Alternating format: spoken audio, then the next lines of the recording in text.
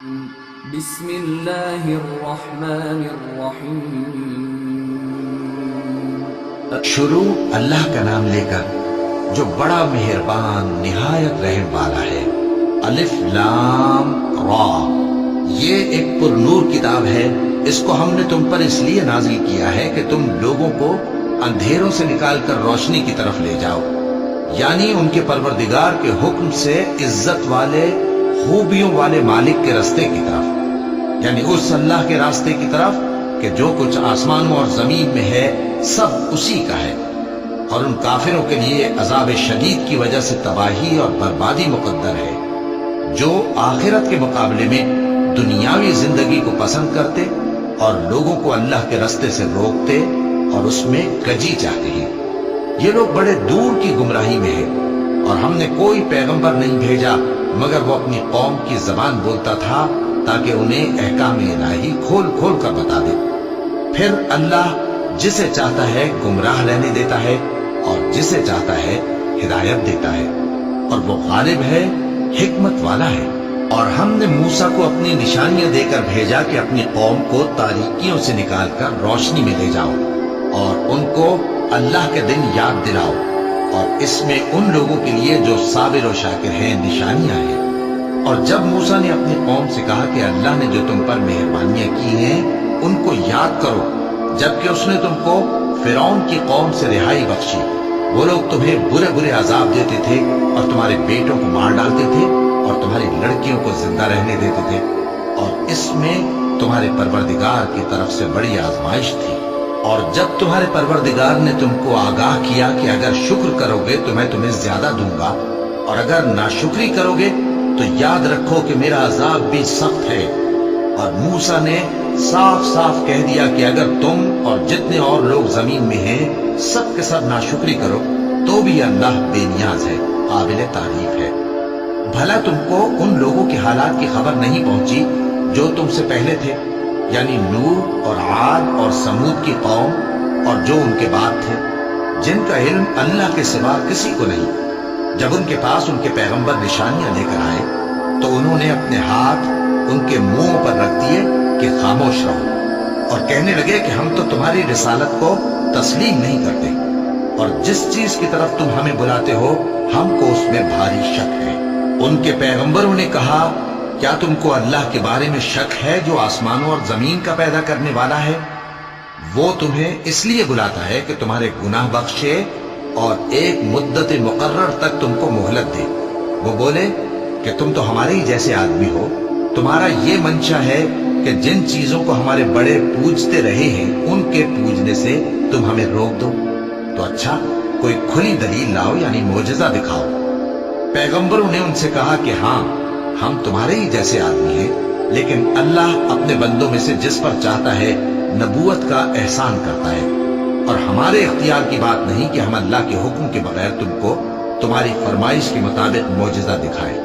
اور اللہ ہی پر مومنوں کو تو بھروسہ رکھنا چاہیے، اور ہم کیوں اللہ پر بھروسہ نہ رکھیں حالانکہ اس نے ہم کو ہمارے دین کے سیدھے راستے بتائے ہیں، اور جو تکلیفیں تم ہم کو دیتے ہو اس پر ہم صبر کریں گے، اور اہل توکل کو تو اللہ ہی پر بھروسہ رکھنا چاہیے۔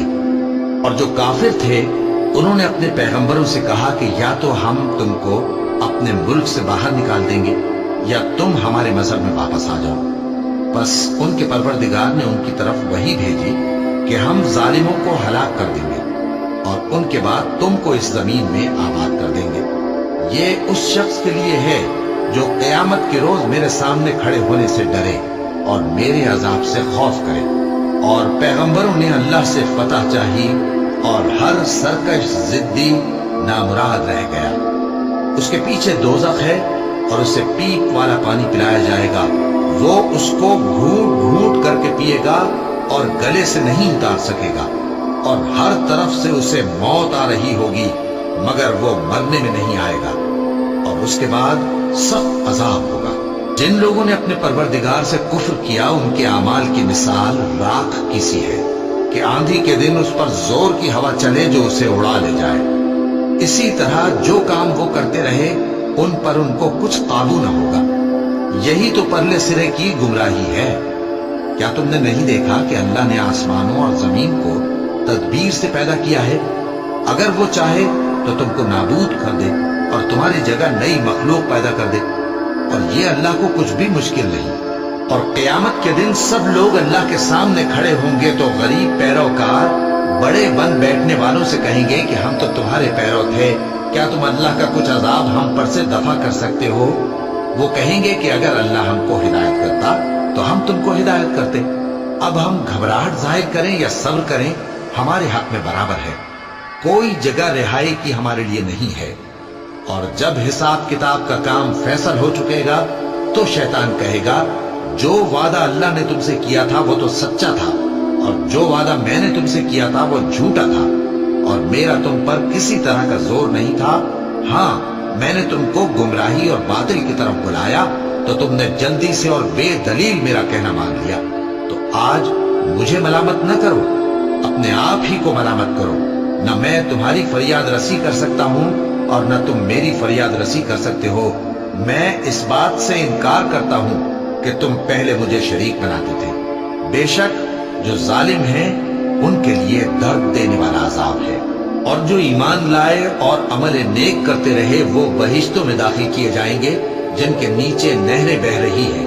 اپنے پروردگار کے حکم سے وہ ہمیشہ ان میں رہیں گے، وہاں وہ ہر ملاقات پر ایک دوسرے کو سلام کہیں گے۔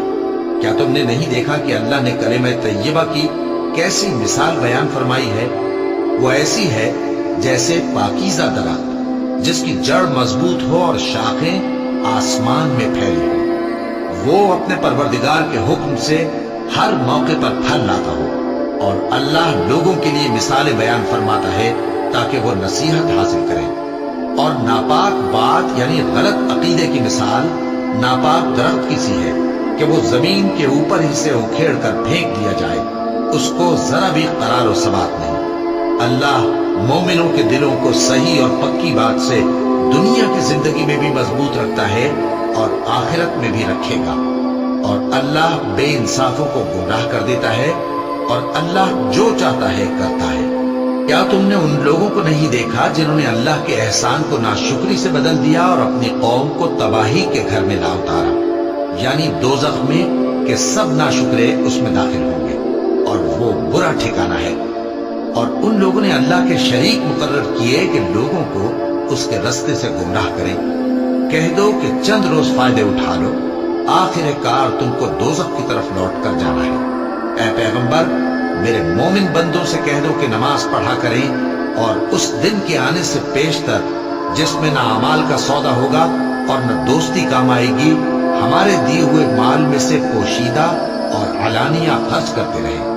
اللہ ہی تو ہے جس نے آسمانوں اور زمین کو پیدا کیا اور آسمان سے مے برسایا، پھر اس سے تمہارے کھانے کے لیے پھل پیدا کیے اور کشتیوں اور جہازوں کو تمہارے زیر فرمان کیا تاکہ وہ سمندر میں اس کے حکم سے چلے، اور نہروں کو بھی تمہارے زیر فرمان کیا، اور سورج اور چاند کو تمہارے لیے کام میں لگا دیا کہ دونوں دن رات ایک ڈگر پر چل رہے ہیں، اور رات اور دن کو بھی تمہاری خاطر کام میں لگا دیا، اور جو کچھ تم نے مانگا سب میں سے تم کو عنایت کیا۔